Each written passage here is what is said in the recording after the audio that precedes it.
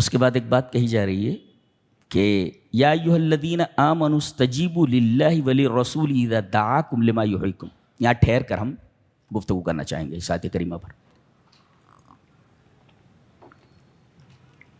ایک ہوتا ہے اجابت، ایک ہوتا ہے استجابت.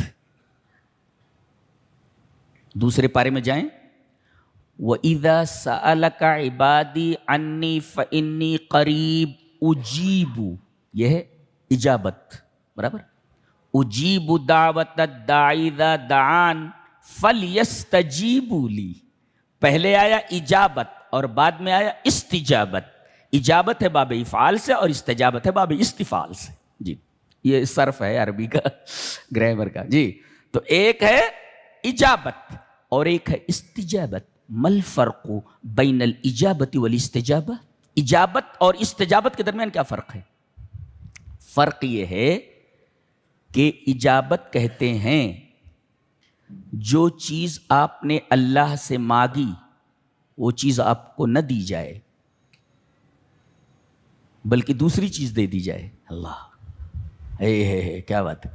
آپ نے مانگا تھا کہ مجھے ہینڈ کرچف دے دیا جائے، اللہ نے ہینڈ کرچف جو آپ نے مانگا وہ نہیں دیا گیا بلکہ آپ کو یہ گلاس دے دیا گیا. کیوں؟ اس لیے کہ یہ ہینڈ کرچف جو آپ نے مانگا ہے وہ آپ کے حق میں مضر تھا، یہ آپ کے لیے نافع تھا. تو آپ نے جو مانگا اللہ کے علم کے مطابق وہ آپ کے لیے ضرر رساں تھا، لہذا اللہ تبارک تعالیٰ نے بندے کو وہ چیز نہیں دی بلکہ اس کے بدلے ایک دوسری چیز دے دی جو اس کے لیے نافع تھی. لہذا بندہ اگر کوئی چیز اللہ سے مانگ رہا ہے اور وہ چیز نہیں مل رہی ہے تو یہ سمجھے کہ اس کے بدلے میں کوئی بڑی چیز دے دی گئی ہے جو اس کے لیے نفع بخش ہے. اس لیے کہ دعا کیا ہے؟ دعا بتائیے. الدعاء خیر، دعا خیر ہے. اب آپ کو معلوم ہے کہ خیر کیا ہے کہ اللہ کو معلوم ہے کہ خیر کیا ہے. جی دعا جو آپ مانگ رہے ہیں، کوئی چیز آپ مانگ رہے ہیں تو وہ چیز تمہارے حق میں بہتر ہے، تم زیادہ جانتے ہو یا اللہ زیادہ جانتا ہے؟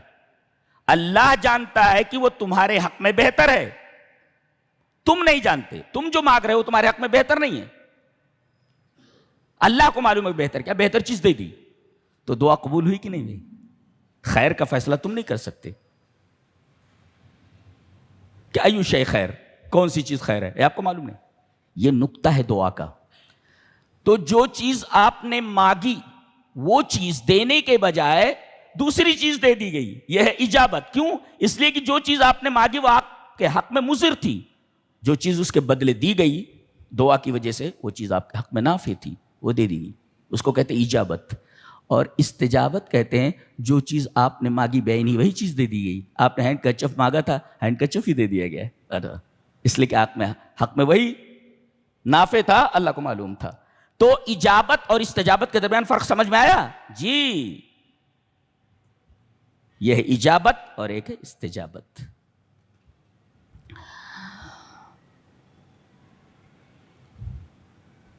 اور جب اجابت کی نسبت اللہ کی طرف کی جائے تو کیا معنی ہوتا ہے؟ خالی اجابت کی.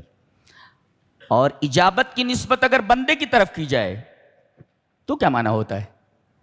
اگر اجابت کی نسبت اللہ کی طرف کی جائے تو عطا ہوتی ہے، الاعطاء. اللہ نے فرمایا تم مجھ سے دعا کرو رمضان میں خاص طور سے تو اجیبو، اجابت اللہ کی طرف، میں اللہ نے اپنی طرف منسوب کیا اجابت کو. اور جب اجابت منسوب ہو اللہ کی طرف تو معنی ہوتا اوتی، میں دیتا ہوں. تو اجابت کا معنی ہوگا الاعطاء.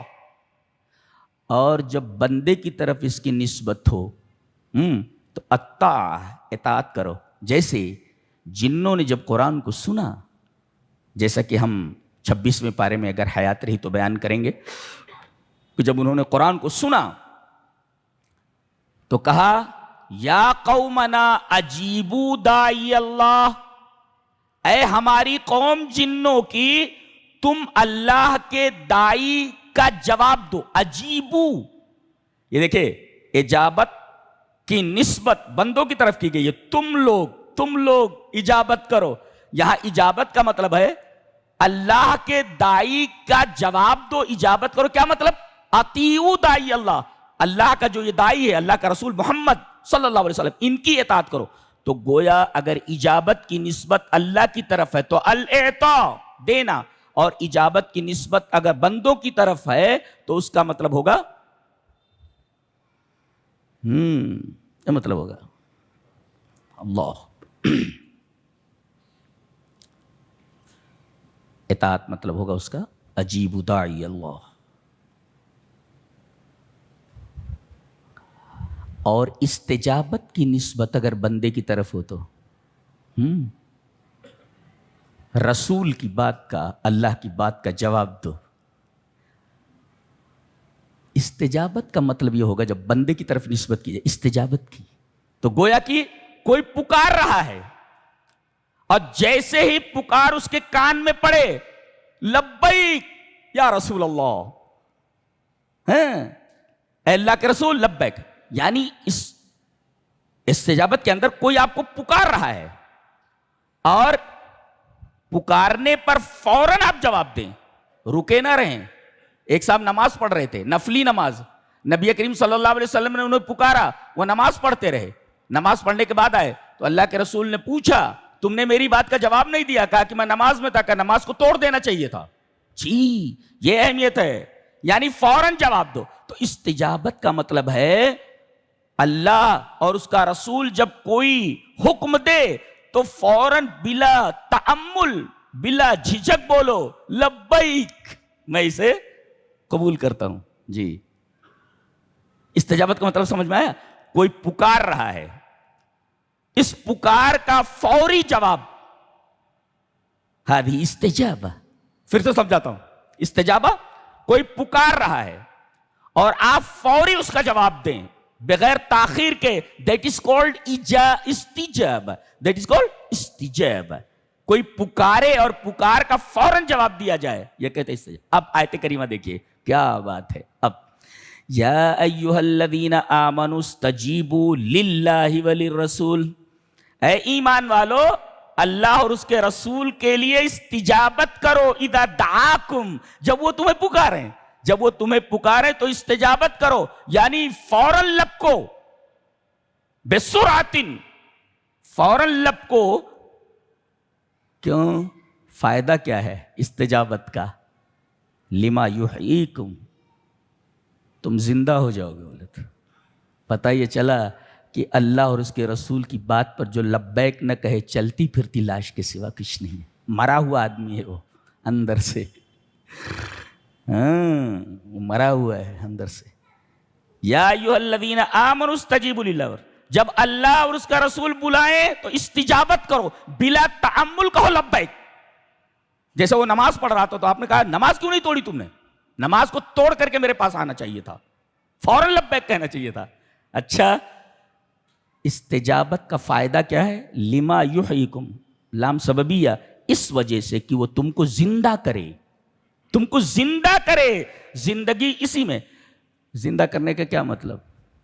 تمہاری صحت زندہ ہو جائے, تمہارا مال زندہ ہو جائے, تمہارا معاشرہ زندہ ہو جائے, تمہارا ملک زندہ ہو جائے, تمہارے گھر کا نظام زندہ ہو جائے, آئلی نظام اچھا ہو جائے, خانگی نظام اچھا ہو جائے. اللہ یحییکم کے اندر ایک پورا کینوس ہے بڑا سا, اس کے اندر آپ کوئی بھی رنگ بھر سکتے ہیں اس کینوس. جی آگے ایک قانون بتایا گیا کہ کہیں کوئی برائی ہو رہی ہو اور آدمی خاموش رہے تو یہ خاموش رہنے والا بھی گنہگار کے ساتھ لپیٹ دیا جائے گا. یعنی گیہوں کے ساتھ گھن بھی پیس دیا جائے گا. گیہوں کے ساتھ ہم پسوانے کے لیے کیا بھیجتے ہیں؟ پسوانے کے لیے گیہوں بھیجتے ہیں نا. کبھی کبھی ہوتا ہے گیہوں کے اندر وہ گھن اس کے اندر رہتا ہے, وہ جاندار چیز ہوتی ہے, گھن کیڑا ہوتا ہے وہ. تو اس بے جان چیز کے ساتھ ایک جاندار بھی پس جاتا ہے. یہ تو مطلب ہوا. گھن کا کیا مطلب ہوا؟ بھائی گیہوں کا دانہ یہ مردہ ہے نا, لیکن اس کے اندر جو گھن گھسا ہوا ہے تو زندہ ہے نا, کیڑا ہے, وہ جان ہے اس کے اندر. تو آپ نے بھیجا تھا گیہوں پسوانے کے لیے, پیس دیا گیا گیہوں کے ساتھ یہ گھن بھی, جو جاندار تھا. یہ مطلب ہے گیہوں کے ساتھ گھن بھی پس جانا.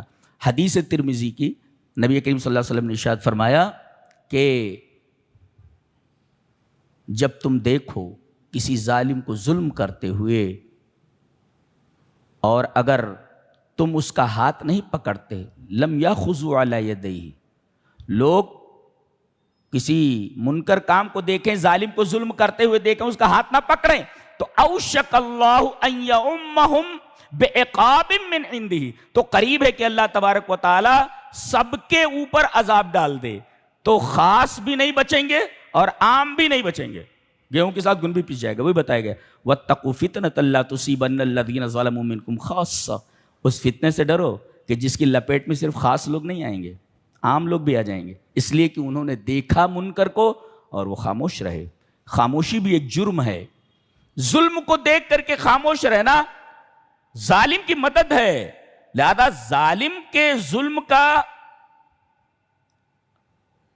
جو عذاب ہے اس کو تو پر آنے والا ہی, لیکن اس ظلم کو, اس گناہ کو دیکھ کر کے آدمی گونگا شیطان بن جائے تو یہ بھی ظلم میں شریک مانا جائے گا اور ظلم کا معاون اور مساعد مانا جائے گا. جی یہ بتایا گیا.